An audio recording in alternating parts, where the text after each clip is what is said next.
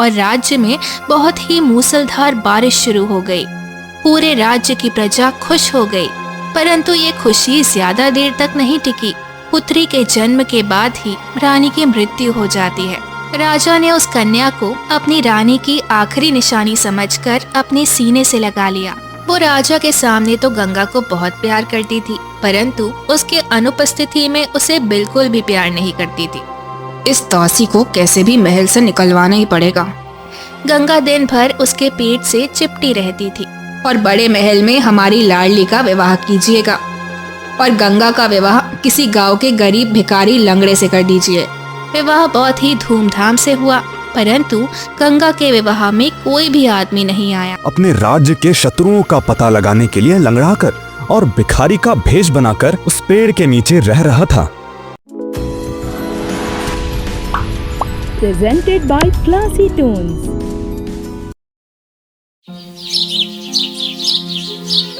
बहुत पुराने समय की बात है। दुर्गापुर राज्य में राजा विक्रम सिंह राज्य करते थे। उनकी प्रजा बहुत ही खुशहाल थी। प्रजा राजा से बहुत प्यार करती थी। राजा भी अपनी प्रजा को खुश रखने के लिए हर संभव प्रयास करते थे। रानी भी बहुत दयालु और धार्मिक प्रवृत्ति की थी। राजा के राज्य में चारों तरफ खुशियां थी, परंतु राजा को बस एक बात का दुख था कि उसकी कोई संतान नहीं थी। हजारों मिन्नतों के बाद भी राजा की गोद सूनी ही रही। दिन बीत रहे थे, सब कुछ अच्छा चल रहा था। तभी राजा के राज्य में अचानक सूखा पड़ गया। सारी फसलें बर्बाद हो गई।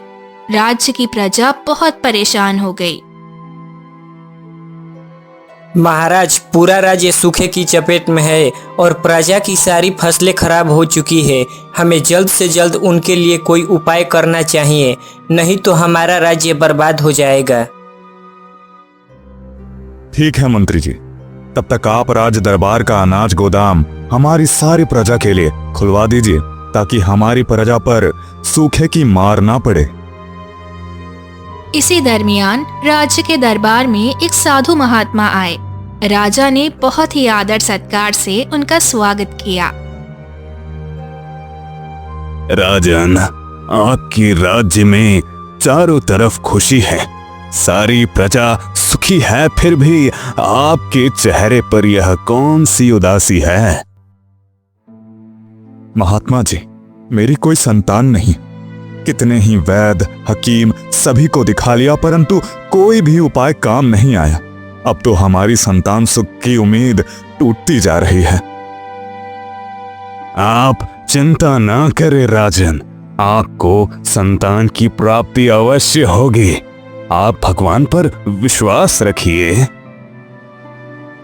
ये कहकर उन्होंने राजा को एक सेब देते हुए बोला, यह फल अपनी रानी को खिला देना। माता रानी की कृपा से आपकी रानी को एक पुत्री की प्राप्ति होगी। रानी ने भी वो फल खा लिया। कुछ दिनों के बाद रानी ने राजा को बताया कि वो गर्भवती है। राजा रानी की खुशी का ठिकाना नहीं रहा। महल में चारों तरफ खुशियां दौड़ गई। जहां एक ओर बच्चा होने की खुशी थी, वहीं दूसरी तरफ सूखा खत्म होने का नाम नहीं ले रहा था। सूखे से निपटते निपटते राज्य भंडार का अनाज भी खत्म होते जा रहा था। अब राज्य में अकाल की नौबत आ गई। राजा को अब कोई उपाय नहीं सूझ रहा था। रानी का 9वां महीना पूर्ण होते ही रानी ने एक बहुत ही सुंदर पुत्री को जन्म दिया। जैसे ही उस कन्या का जन्म हुआ, आकाश में काले काले बादल उमड़ने लगे और राज्य में बहुत ही मूसलधार बारिश शुरू हो गई। पूरे राज्य की प्रजा खुश हो गई, परंतु ये खुशी ज्यादा देर तक नहीं टिकी। पुत्री के जन्म के बाद ही रानी की मृत्यु हो जाती है। राजा पर मानो दुखों का पहाड़ टूट गया। राजा ने जब उस कन्या को अपनी गोद में उठाया तो वो बहुत ही सुंदर और प्यारी थी। राजा ने उस कन्या को अपनी रानी की आखिरी निशानी समझकर अपने सीने से लगा लिया। राजा अब अकेले ही उस कन्या का पालन पोषण करने लगा, परंतु अकेले उसका लालन पालन करना इतना आसान नहीं था। उसके चक्कर में राजा अपने राजकाज पर अच्छे से ध्यान नहीं दे पाता था। इसीलिए उसने कन्या के पालन पोषण के लिए अपने सबसे विश्वास पात्र दासी को दे दिया। दासी के निरीक्षण में वो कन्या धीरे धीरे बड़ी होने लगी। प्रजा उस कन्या को हमेशा दुआएं देती थी, क्योंकि उसके जन्म के साथ ही मूसलाधार बारिश शुरू हुई थी और बहुत ही अच्छी फसल की पैदावार हुई थी। साथ ही राज्य का सूखा समाप्त हो गया था, इसीलिए सभी ने उसका नाम गंगा रखा था। बिन माँ की बच्ची पर राजा का हमेशा ध्यान लगा रहता था। माया, तुम इसका बहुत अच्छे से ख्याल रखो। इसके पालन पोषण में कोई कमी नहीं होनी चाहिए।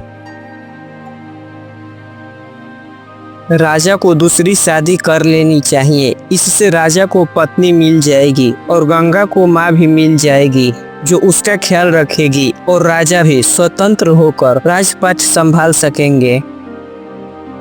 सभी मंत्रियों की सहमति के बाद राजा के पास दूसरा विवाह करने का प्रस्ताव रखा गया। नहीं नहीं मंत्री जी, आप कैसी बातें कर रहे हैं? मैं दूसरी शादी नहीं कर सकता। बहुत विचार करने के बाद राजा दूसरा विवाह करने के लिए तैयार हो जाते हैं। राजा का दूसरा विवाह हो जाता है। गंगा को उसकी दूसरी माँ मिल जाती है। मानो सब कुछ ठीक हो गया। राजा हमेशा गंगा को सीने से लगाए रखता था। ये बात दूसरी रानी को बिल्कुल भी अच्छी नहीं लगती थी। वो नहीं चाहती थी कि राजा उसको छोड़कर गंगा पर ही ध्यान दे, इसीलिए रानी मन ही मन गंगा से पैर रखने लगी। वो राजा के सामने तो गंगा को बहुत प्यार करती थी, परंतु उसके अनुपस्थिति में उसे बिल्कुल भी प्यार नहीं करती थी। गंगा दासी के पास ही रहती थी। दासी उसकी माँ तो नहीं थी, परंतु वो गंगा को माँ से भी ज्यादा प्यार करती थी। गंगा धीरे धीरे बड़ी हो रही थी। अब दूसरी रानी ने भी एक पुत्री को जन्म दिया, जिसका नाम यमुना रखा गया। माँ और पुत्री दोनों को स्वस्थ देखकर राजा बहुत ही खुश हुआ।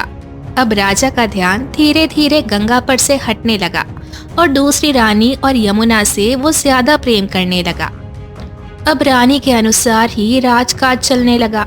रानी गंगा को बिल्कुल भी पसंद नहीं करती थी। वो छोटी सी गंगा को बहुत सताया करती थी, उसे हमेशा डांटती थी और घर के कामकाज करवाती थी।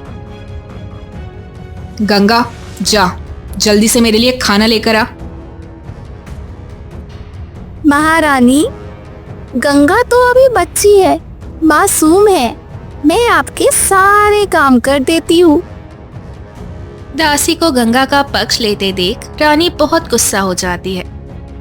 इस दासी को कैसे भी महल से निकलवाना ही पड़ेगा। एक दिन वो राजा से बोली, महाराज, इसने रात में मेरे सोने के हार को चुरा लिया। इस दासी को जल्द से जल्द इस महल से निकालिए। राजा ने रानी की बात पर विश्वास कर लिया और उस दासी को महल से निकलवा दिया। अब गंगा बिल्कुल अकेली हो गई। रानी गंगा को यमुना के साथ खेलने भी नहीं देती थी। अब वो बहुत अकेली हो गई थी। अब रानी गंगा से ही घर और गौशाला के सारे काम करवाती थी। अब छोटी सी गंगा धीरे धीरे सारे काम करने लगी। वो गायों की सेवा करती और अकेला महसूस करती तो उन्हीं से बात कर लिया करती। सारी गाय उसे बहुत प्यार करती थी। उनमें से एक थी काली गाय, जिसे गंगा बिल्कुल माँ की तरह प्यार करती थी। गंगा दिन भर उसके पेट से चिपटी रहती थी। गंगा को जब भी भूख लगती तो वो उसका दूध पी लेती। गंगा और काली गाय बहुत अच्छे से रहती थी। गंगा की सौतेली माँ ने जब देखा कि गंगा गौशाला में भी बहुत खुश रहती है और वो एक काली गाय से पूरे दिन चिपकी रहती है, तो उसकी माँ गंगा की खुशियाँ बर्दाश्त नहीं कर सकी और राजा के पास जाकर बोली, महाराज, हमारी गौशाला में जो काली गाय है वो अब बहुत ही कम दूध देती है। उस काली गाय को आप कसाईयों को बेच दीजिए। ठीक है रानी साहिबा, आप जैसा चाहती हैं वैसा ही होगा। मैं अभी नौकरों को कहकर उस काली गाय को कसाईयों को बेच देता हूँ। जब गंगा ने ये सुना तो उसे बहुत बुरा लगा और वो रोने लगी। गंगा फिर से अकेली हो गई। बेचारी, उसकी किस्मत में माँ का प्यार नहीं लिखा था।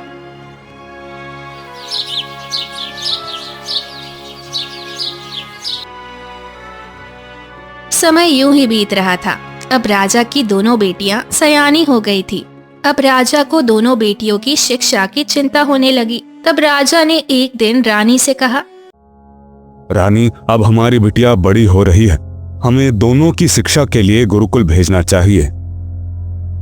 नहीं नहीं महाराज, आप कैसी बातें कर रहे हैं? दोनों को क्यों? केवल यमुना की शिक्षा की व्यवस्था की जाए। गंगा पढ़कर क्या करेगी? उसको तो बस घर का काम ही करना है। यह कैसी बातें कर रही हो रानी? दोनों हमारी बेटियां हैं, इसलिए हमें दोनों को शिक्षा देनी चाहिए।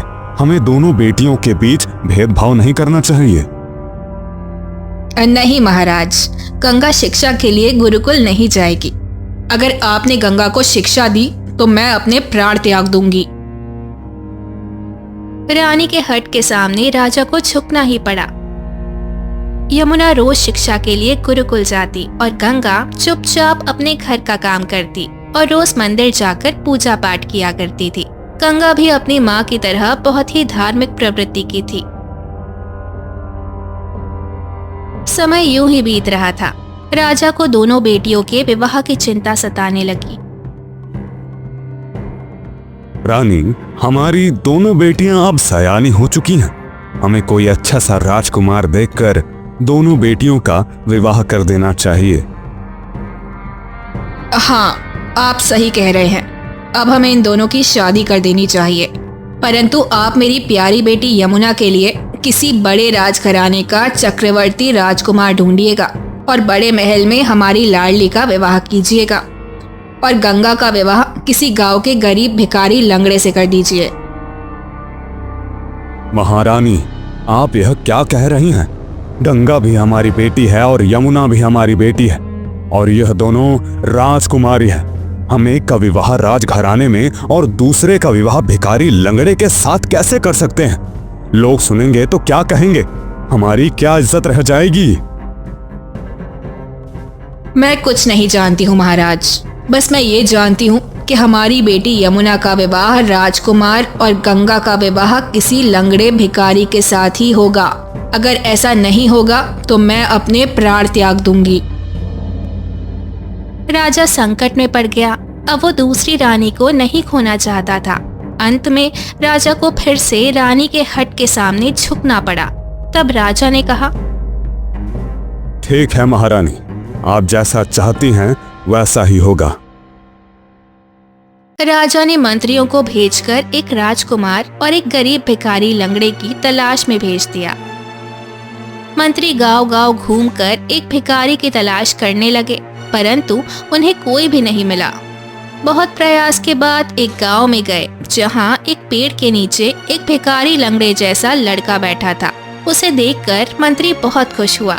मंत्री उसके पास गया और बोला, हमारे राज्य की राजकुमारी गंगा बहुत ही सुशील और सर्वगुण संपन्न है। हमारे महाराज को गंगा के लिए एक तुम्हारे जैसे भिखारी की तलाश है। क्या तुम गंगा से विवाह करोगे? ऐसी राजकुमारी से विवाह करने में मुझे क्या दिक्कत हो सकती है?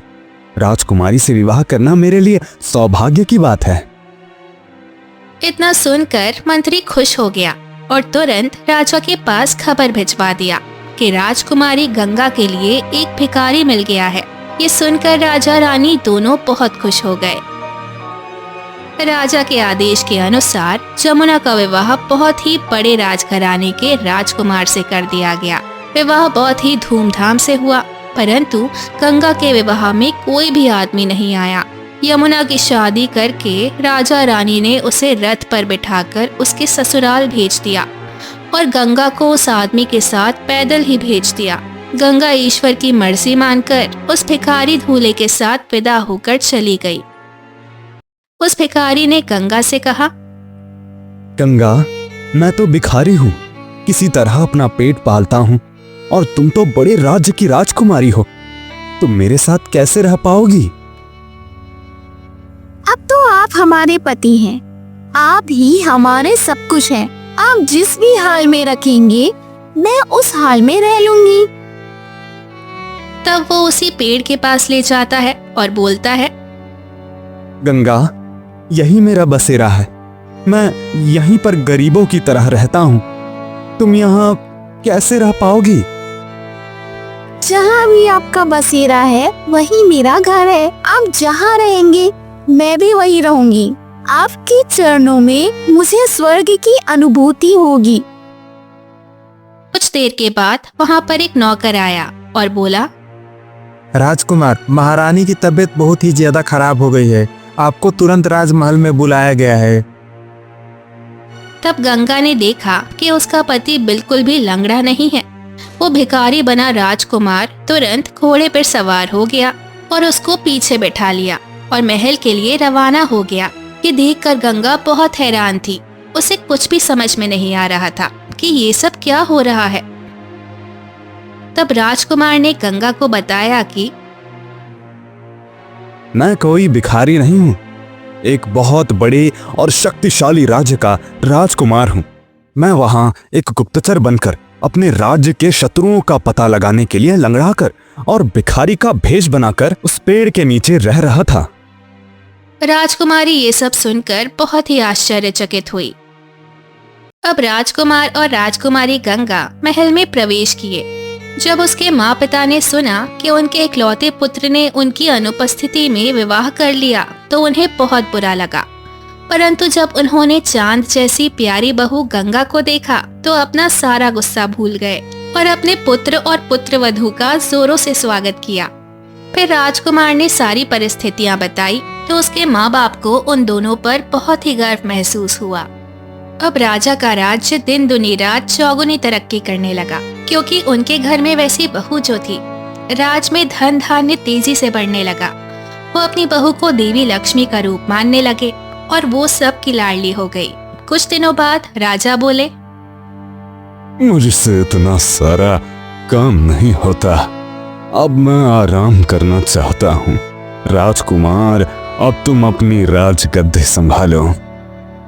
राजकुमार राजा बन गया और राजकुमारी गंगा महारानी बन गई। कुछ दिनों के बाद तीज का त्योहार आया। उस दिन सभी अपने अपने मायके जा रही थी। गंगा और यमुना के लिए ये पहला तीज था। इधर राजा ने महारानी से कहा, महारानी, हमारी बेटियों का यह पहला तीज का त्योहार है।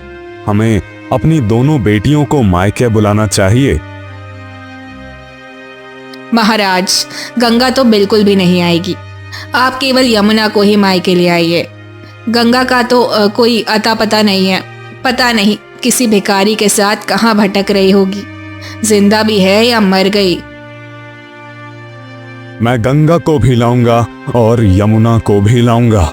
दोनों ही हमारी बेटियां हैं।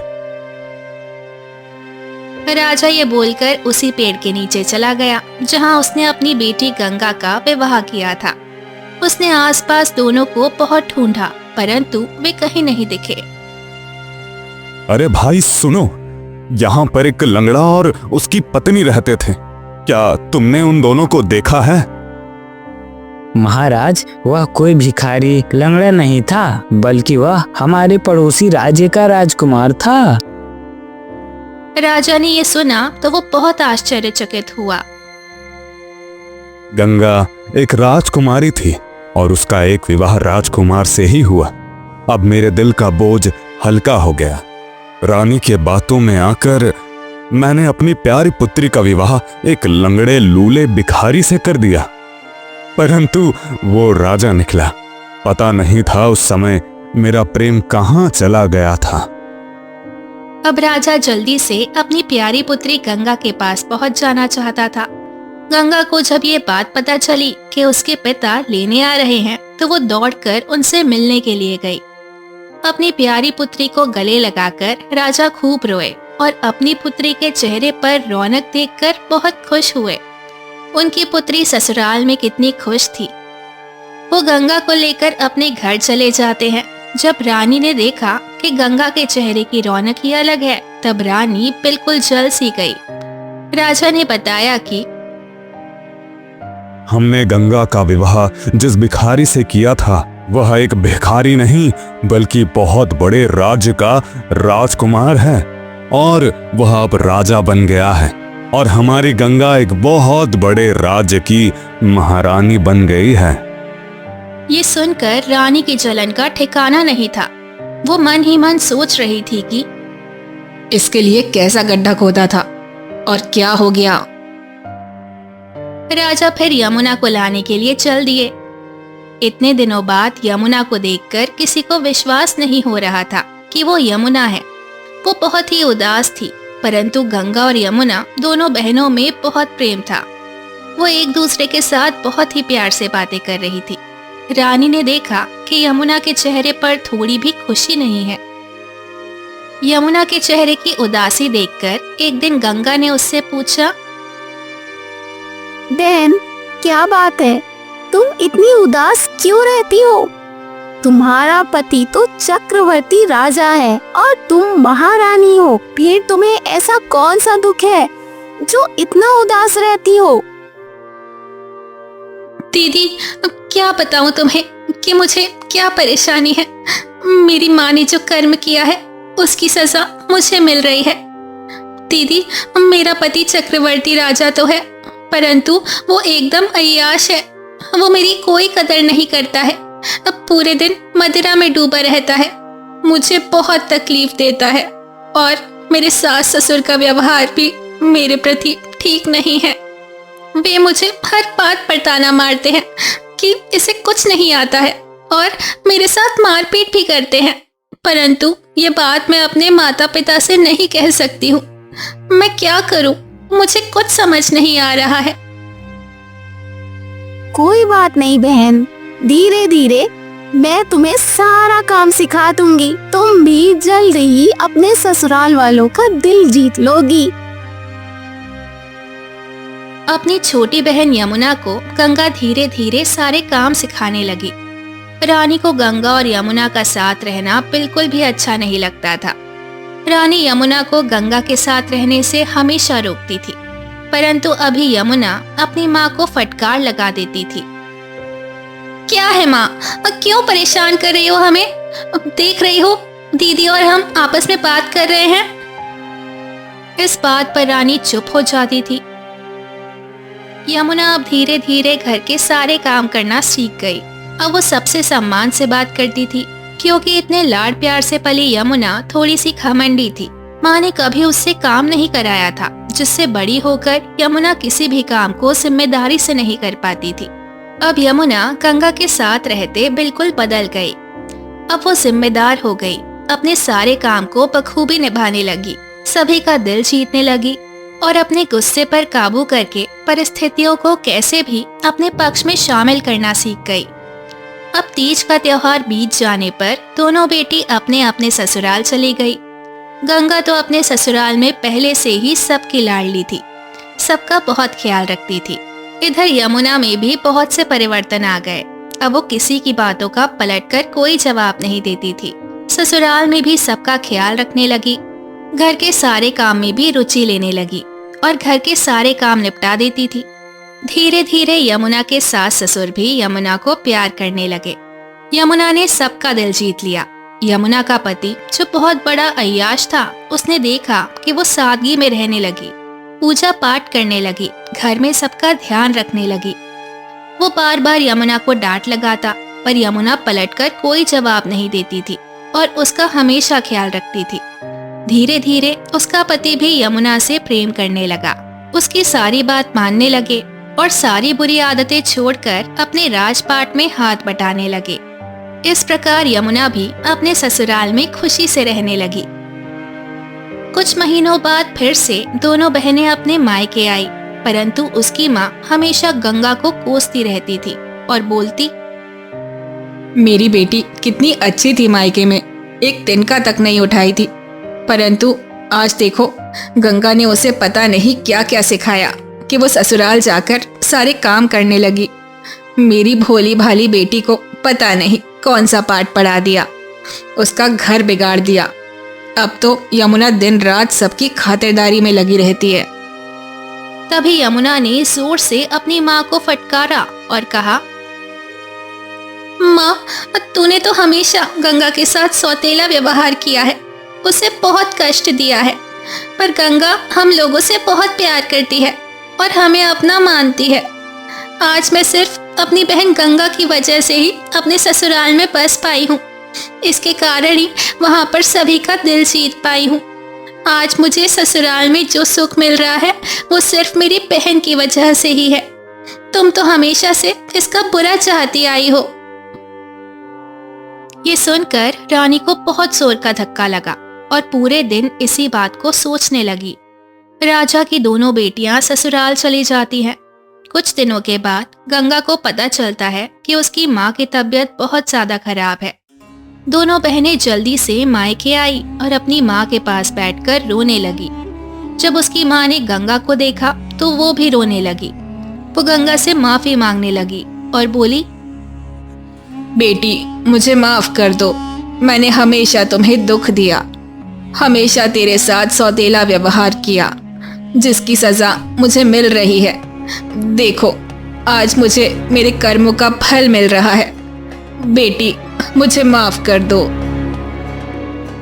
नहीं माँ, ऐसी बातें मत करो। मैंने तो हमेशा तुम्हें ही अपनी माँ मानी हूँ। माँ तो प्यारी होती है और तुम तो मेरी प्यारी माँ हो। ये सुनकर रानी जोर जोर से रोने लगती है और गंगा को अपने सीने से लगा लेती है। ये देखकर यमुना भी रोने लगती है। माँ और बेटी का प्रेम देखकर राजा भी खुश हो गया और सभी मिलजुल कर खुशी खुशी रहने लगे। जय माता दी। ऐसी और भी रोमांचक कहानियाँ देखने के लिए क्लासी टून्स चैनल को अभी सब्सक्राइब करें और बेल आइकन को दबाना ना भूलें।